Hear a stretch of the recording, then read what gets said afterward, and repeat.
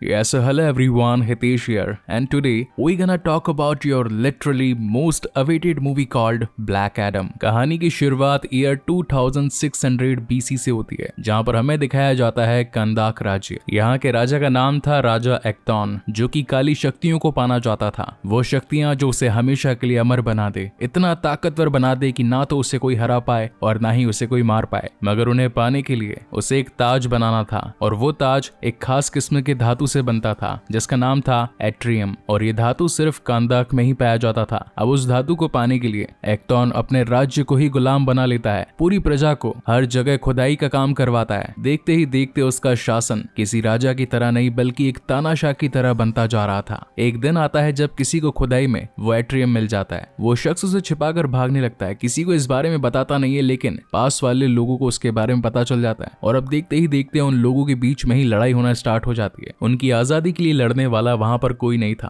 मगर तभी हुरुत नाम का एक लड़का आगे आता है और कहता है कि अगर ये पत्थर हम राजा को दे दें तो हमें अब किसी की गुलामी नहीं करनी पड़ेगी। वो जाकर गार्ड को वो पत्थर दिखाता है और कहता है कि इसके बदले इनाम तो दो, लेकिन वो गार्ड उस शख्स को वहीं पर जान से मार देता है। इस वाक्य के घटने के बाद में वहां मौजूद हर शख्स उस लड़के के साथ खड़ा था। हालांकि पत्थर तो राजा को मिल चुका था और वो उस लड़के को भी खत्म करवाने वाला था। हुरुत ने अपनी जान की परवाह ना करते हुए अपने लोगों के बारे में सोचा, और ऐसे ही साफ दिल वाले लोगों को जादूगर पसंद किया करते थे। जादूगरों का ब्रीफ अगर जानना चाहते हैं तो एक बार शज़ैम मूवी को जरूर देख लीजिएगा, सारे डाउट्स क्लियर हो जाएंगे। मगर वो लड़का बनकर आया उसकी मौत का पैगाम, और एक जोरदार धमाके के साथ एक्टॉन और उसके राज्य का विनाश हो गया। कहानी यहाँ से आगे बढ़ती है 5000 साल। इन 5000 सालों में ब्लैक एडम कांदाक की नगरी में एक गहरी नींद सोया हुआ था। प्रेजेंट टाइम में हम एक कार में 3 लोगों को जाता देख पाते हैं, इस्माइल, करीम और समीर। साथ ही शहर की गलियों में घूमता हुआ एक बच्चा भी था जो कि स्केट बोर्ड से यहाँ से वहां जा रहा था। ये थी कांदाक की आउटसाइड, जहां बाहर से आए लोगों ने अपना कब्जा जमा लिया था, और उस शहर में इंटरनली इलीगल तौर पर एट्रियम की खुदाई हो रही थी। किसी को भी वहां पर जाना अलाउड नहीं था, लेकिन अगर हाथ में गन्स नहीं है और पूरी तरीके से क्लियर हो तो कांदाक की इनसाइड एंट्री मिल सकती थी। वही हम व्यूअर्स को ये पता चलता है कि उनकी गाड़ी में सिर्फ वो 3 लोग ही नहीं थे, बल्कि छिपकर एक लड़की भी आई थी जिसका नाम था एड्रियाना टॉम्स। वेल, मैं इसे कहानी में एडी कहकर बुलाऊंगा। एडी की हिस्ट्री नॉलेज काफी ज्यादा अच्छी थी और उसे पुरानी लिखी भाषाओं और मकबरों के बारे में काफी कुछ पता था। साथ ही एडी के पास में उस ताज का एक छोटा टूटा हुआ टुकड़ा भी था, जो कि आज से 5000 साल पहले राजा एक्टॉन के साथ ही खत्म हो गया था। लेकिन एट्रियम से बना हुआ टुकड़ा जब अपने बाकी हिस्से के करीब पहुंचता है तो वो भी चमकना शुरू कर देता है और विजिबल हो जाता है। ये सब कुछ इस्माइल दूर खड़ा देख रहा था, और एडी जाकर उस ताज को अपने हाथों में ले लेती है। लेकिन तभी वहां पर गार्ड्स आ जाते हैं जो कि कांदाक की नगरी में इस एट्रियम धातु की इलीगल खुदाई किया करते थे। वो उन्हें पकड़कर मारने लगते हैं और साथ ही एडी से वो ताज भी ले लेते हैं। मरने से पहले एडी की आखिरी ख्वाहिश पूछी जाती है, जहां पर वो पत्थर पर लिखी पुरानी लिपि को पढ़ने लगती है जिसमें शज़ैम नाम के सूरमा का जिक्र था।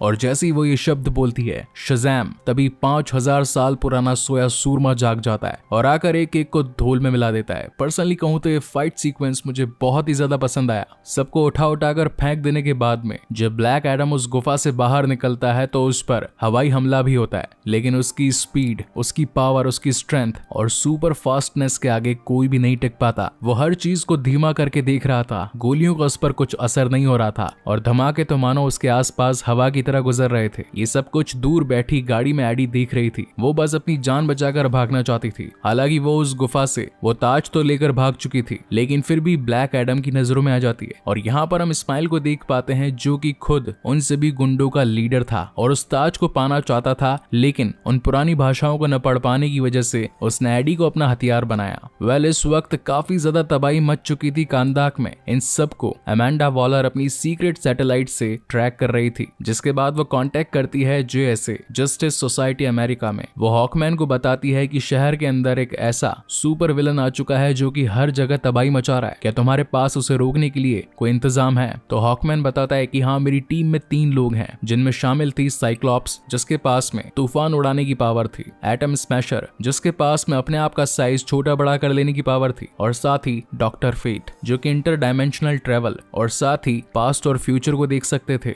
अब होना क्या था, ये सभी अपनी टीम अप करके निकल पड़ते हैं अपने चार्ल्स ज़ेवियर दिखने वाले बड़े से स्कूल में से एक अपना स्पेसशिप लेकर। हालांकि मूवी के डायरेक्टर और साथ ही कैरेक्टर्स ने काम बहुत ही अच्छा किया है, लेकिन इस मूवी के सीन्स देखकर आपको कई सारी मूवीज मूवीज की याद आएगी, जैसे कि Avenger Endgame, Doctor Strange, Thor Love and Thunder, X Men Days of Future Past और साथ ही विन डीजल की ब्लड शॉट, क्योंकि इसमें नैनोबॉट्स का जिक्र हुआ है। अगेन कहानी में एक और दमदार फाइट आती है जहां ये सारे सुपर हीरोज मिलकर ब्लैक एडम को रोकने की कोशिश करते हैं, लेकिन उसकी पावर्स के आगे तो कोई भी नहीं टिक पा रहा था। तभी डॉक्टर फेट को एडी भागते हुए नजर आती है और जब उसे पकड़कर उसके बैग पर हाथ रखता है तो उन्हें पता चलता है कि इसके बैग में वो ताज पड़ा है जो कि काली दुनिया के देव सबैक का है। अब यहाँ गाइस मैं आपको एक छोटी सी चीज एक्सप्लेन कर देता हूँ। शज़ैम जो कि अच्छी ताकतों और भलाई का देवता है, वहीं पर सबैक बुरी ताकतों और शैतान का देवता है। यहाँ पूरी तरीके से सिचुएशन आउट ऑफ कंट्रोल होती नजर आ रही थी और इस्माइल जिसके ये सारे के सारे लोग थे वो उस ताज को पाना चाहता था। इसी वजह से वो सभी की नजरें चुराकर एडी के बेटे एमॉन को कब्जे में कर लेता है। वेल एमॉन नाम से ज्यादा मुझे अमन नाम पसंद है, तो कहानी में अब अगर आगे एमॉन का जिक्र हो तो ऑटोमेटिकली उसे अमन समझ लीजिएगा। वेल काफी सारी धुलाई पिटाई के बाद में जब JSA justice society of America black Adam से जीत नहीं पाती तो वो आकर उससे बातचीत करने के बारे में सोचते हैं, मगर इसी बीच भागते हुए एडी एडम के पास आती है और कहती है कि उन लोगों ने मेरे बेटे को अगवा कर लिया है और वो मुझसे वो ताज पाना चाहते हैं और मैं चाहती हूँ कि तुम सभी इसमें मेरी मदद करो। वेल JSA की टीम में से हॉकमैन जो कि ब्लैक एडम को एक विलन समझता था वो उसके साथ काम नहीं करना चाहता था, मगर बात आ चुकी थी किसी की जान बचाने के लिए, इसलिए सभी मिलकर टीम अप कर लेते हैं और निकल पड़ते हैं अमन को बचाने के लिए। अपने प्लेन में बैठकर हर कोई ये स्ट्रेटजी प्लान कर रहा था कि कौन कहां से जाकर किस पर वार करेगा, लेकिन एडम भाई साहब को तो इनसे कोई लेना देना नहीं था।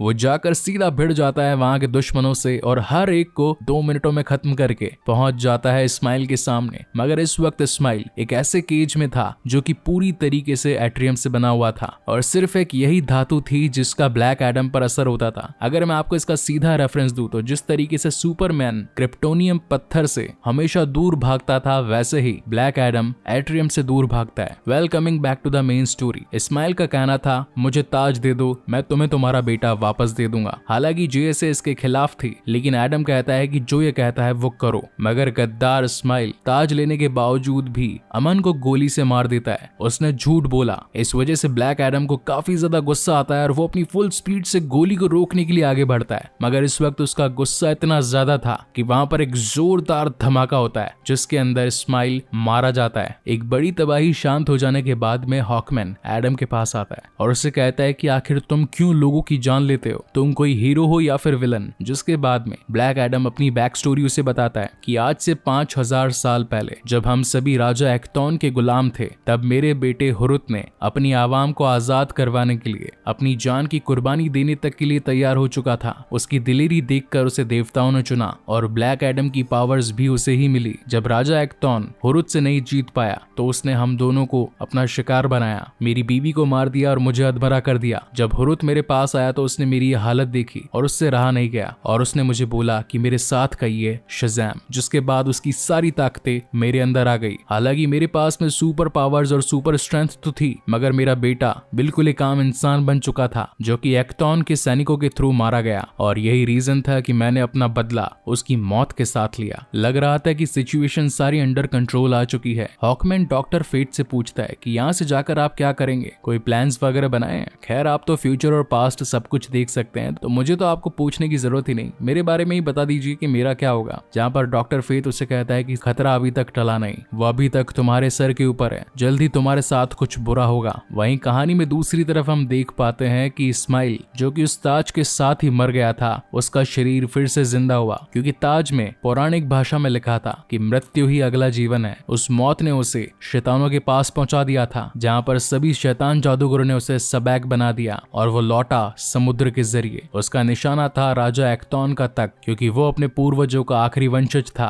अगर वो अपने सिंहासन पर बैठ जाता तो काली दुनिया का रास्ता खोल सकता था। JSA justice society of America जिसने ब्लैक एडम को सरेंडर करने के लिए मनवा लिया था, वो उसे अपने एक सीक्रेट हाइड आउट पर ले जाते हैं, जहां पर हमेशा के लिए ब्लैक एडम को बेहोश करके उसे पानी में गहरी नींद में भेज दिया जाता है, क्योंकि अगर वो जागेगा ही नहीं, शज़ैम बोलेगा ही नहीं, तो उसके पास उसकी पावर्स कभी आएंगी ही नहीं। मगर उन्हें क्या पता था कि दुनिया में ऑलरेडी एक सबसे बड़ा खतरा उनके सामने आने वाला है। सबैक तैयार था अपने सिंहासन पर बैठने के लिए, मगर इस बात का विजन डॉक्टर फेट को आ चुका था और वो अपनी टीम के साथ पहुंच जाता है उसे रोकने के लिए। डॉक्टर फेट इस बात को जानते थे कि सबैक काफी ज्यादा ताकतवर है, उसे मैं और मेरी टीम रोक तो नहीं पाएगी, लेकिन कहीं किसी की जान न चली जाए इसी वजह से वो वहां पर एक फोर्स फील्ड क्रिएट कर देते हैं और अकेले ही सबैक से भर जाते हैं। अगेन कहानी का एक शानदार CGI और VFX वाला फाइटिंग सीक्वेंस। वेल आधे घंटे चलने वाली इस फाइट को मैं ज्यादा एक्सप्लेन तो करूंगा नहीं, क्योंकि इसका मजा थिएटर में बैठकर बड़ी स्क्रीन पर देखकर ही आता है। इन शॉर्ट में एक्सप्लेन करूं तो सबैक को हराने के लिए सिर्फ ब्लैक एडम ही आखिरी रास्ता था। हालांकि इस वक्त तक सबैक ने अपनी काली ताकतों की मदद से नर्क के द्वार खोल दिए थे और वहां की सेना को कांदाक को पूरी तरीके से नष्ट करने के लिए बुलवा लिया था। मगर डॉक्टर फेथ ने ब्लैक एडम के साथ इंटरनली कनेक्ट किया, जैसे कि हाइमडाल थॉर के साथ करता है, सेम वैसा ही। जिसके बाद तो ब्लैक एडम अपनी प्रिजन को तोड़कर सीधा आ जाता है सबैक के साथ 1-on-1 फाइट के लिए। वहीं दूसरी ओर अमन बीइंग कांदाक का न्यू सुपर हीरो वहां की लोकल पब्लिक के साथ नर्क के पिशाचों के साथ लड़ना स्टार्ट कर देता है। ब्लैक एडम और सबैक के बीच में एक जबरदस्त फाइट होती है। अब कहानी के सुपर हीरो हैं तो फाइनली तो वही जीतेंगे, लेकिन इसमें हॉकमैन भी उसकी मदद करता है और फाइनली ये टीम इस फाइट को जीत जाती है और वो ताज हमेशा के लिए तबाह हो जाता है। कहानी के पोस्ट क्रेडिट सीन में हम अमेंडा वॉलर को देख पाते हैं, जिसका ड्रोन ब्लैक एडम के पास आया था और वो उसे बताती है कि तुमने शहर में काफी ज्यादा तबाही मचाई है, इसलिए मेरा ऑर्डर ये है कि तुम कांदाक से बाहर कहीं नहीं जाओगे, जो भी करना है सिर्फ इसी शहर में करोगे। तो एडम कहता है कि मुझे कोई रोक नहीं सकता। तो अमेंडा कहती है कि ठीक है, अब किसी को तो दूसरी दुनिया से बुलाना ही पड़ेगा। जिसके बाद में एंट्री होती है हमारे हेनरी कैविल बोले तो सुपरमैन की, और एडम की तगड़ी स्माइल के साथ ये शानदार कहानी यहीं पर खत्म होती है। So guys